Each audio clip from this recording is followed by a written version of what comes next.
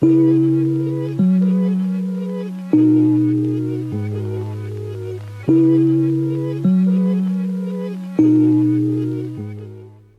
my name is David Zwaska. I'm a partner at Merel Family Law, and today we're going to talk about business owners in a divorce, how a business owner can organize their assets, and also how a postnuptial agreement can help people who are business owners.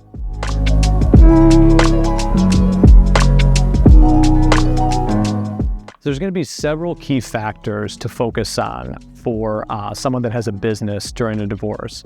So one of the key factors is going to be, when was the business incorporated or acquired? One of the general rules in a divorce is that any asset that was acquired during the marriage is going to presume to be marital property. So if something was acquired during the marriage, you're going to have to prove why it shouldn't be a marital asset. One of the exceptions is that if it was inherited or it was given by legacy, descent, things like that. So if you can show that, then it'll be non-marital. Another important factor is each spouse's contribution to the business during the marriage. So for instance, if you've got a typical situation where one spouse is working the business and the growth of the business, the profitability is 100% of that spouse, then there's going to be an argument that maybe that spouse should receive more of the business. However, another factor the court's going to consider is the other spouse. What was that other spouse doing? Was that other spouse staying at home, raising children? Was that other spouse taking on other responsibilities for maintaining the family so that the first spouse could be out working at this company? Those are all things that the court is going to consider when you have a business valuation during a divorce.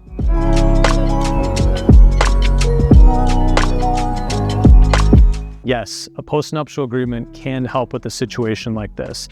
In fact, most of the postnuptial agreements that I've seen have involved somebody having a business and wanting to protect that business during a marriage.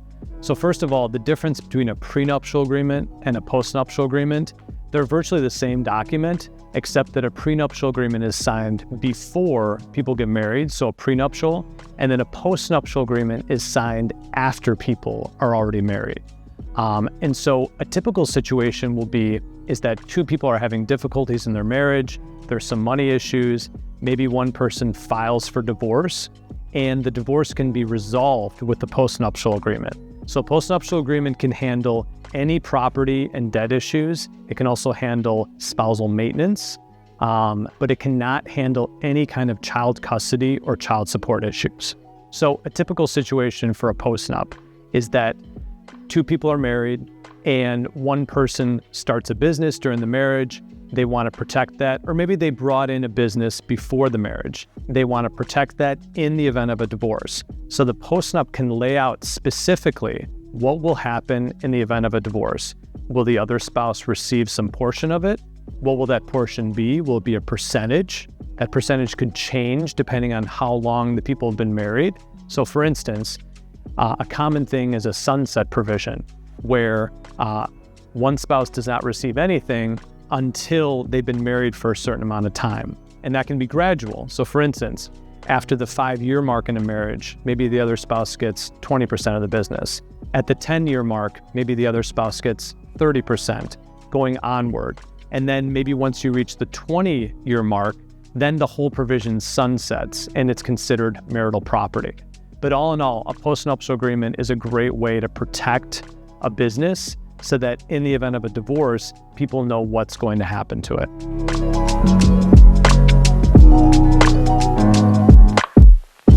Yes, so this is a common question. Oftentimes people run their lives, they have their assets, not in preparation for a divorce. People have joint accounts, maybe they commingle personal and business expenses because they don't think that sometime in the future they are going to get divorced. But in consulting with an attorney, we can help clients to protect their assets. And one of the things is to maybe start separating some of those accounts of personal and business. So for instance, if there's a credit card that's used for both personal and business expenses, maybe getting a separate credit card that's just for the business expenses. Maybe if all the accounts are joint, maybe creating some separate accounts so that things aren't as commingled. The bottom line is that the general rule in a divorce is anything that's acquired during the divorce is going to be considered marital unless you can explain to the court otherwise. If you have separate accounts and if you have some delineation of the way your assets are organized, that's going to make it easier to divide in a divorce.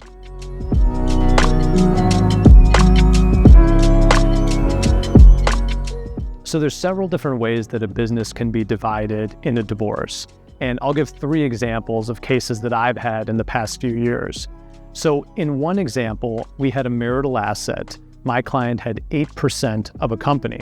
And as the parties were getting divorced, that 8% in the company was clearly a marital asset. And so one way of dividing it would be to value that 8% and then pay out the other spouse 50%. However, the other spouse wanted to stay on and have half of that 8%. And so what we did is in the settlement agreement, we negotiated that she would stay on and receive 4% of all the profits for 20 years. And so that allowed her to rise and fall with the growth of my client's share in the company. As another example, my client owned a very small company and we wanted to value it. It was clearly a marital asset, and the other spouse would be receiving 50% of it. It was taking a long time to value it, so what we did is we got the parties divorced, and then we reserved just that issue of the value of my client's business.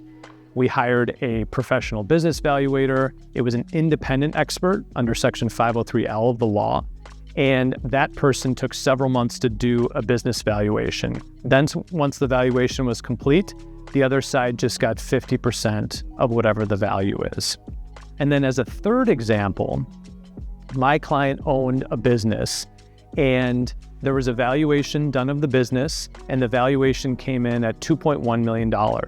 And my client was assuming that he was going to have to pay his spouse 50% of that value. However, as we dug through the documents, we determined that this actually wasn't a marital asset. And the reason for that is that my client had actually inherited it from his uncle. And that was looking through trust documents and things from 13 years ago. And so we took our client thing that he had to pay out almost $1 million to making the claim that it was a non-marital asset. And in that case, it would have involved proving turning over 13 years of documents, which would have been extremely onerous. And so what we were able to do is negotiate a settlement where my client paid just a fraction of the value of the company, far less than 50% of it as a settlement amount. And we were able to structure it over 10 years so that he wasn't paying a huge amount of money at the date of divorce. Property settlements for businesses can often be paid on a schedule because judges understand, attorneys understand that a business would have to be liquidated sometimes in order to pay out the other spouse 50% of the value. So those are some examples. Once again, my name is David Zwaska. Thanks for watching. If you have any questions, feel free to call the number on the screen, or you can visit our website at merelfamilylaw.com.